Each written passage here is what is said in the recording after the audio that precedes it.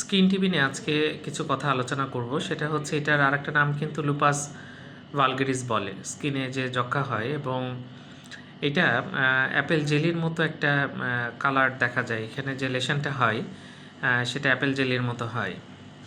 তো যাই হোক, যদি বোনসের টিবি থাকে তাহলে সেখান থেকে সাধারণত এরকম স্কিনে টিবি হয়।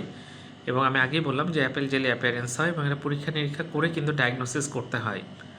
আমাদের দেশে টিবি কিন্তু খুবই কমন এবং স্কিনে যদি এরকম লেশন হয় আমাদের এটা মাথায় রাখতে হবে এবং ভালো একজন চর্মরোগ বিশেষজ্ঞকে দেখাতে হবে। বিভিন্ন পরীক্ষা নিরীক্ষা করে এটা নিশ্চিত হতে হবে, কারণ যক্ষার ওষুধ দীর্ঘদিন খেতে হয়। এটা কিন্তু আইডিয়া করে দেওয়াটা ঠিক হবে না। এবং যারা এক্সপার্ট চর্মরোগ বিশেষজ্ঞ আছে তারা দেখে কিন্তু স্কিনে যে টিবি আছে সেটা কিন্তু ডায়াগনোসিস করতে পারেন। যাক, আমাদের এগুলো বিষয় একটু খেয়াল রাখতে হবে এবং আমাদের কিন্তু স্কিন টিবি এগুলো ডায়াগনোসিস মিস করা যাবে না।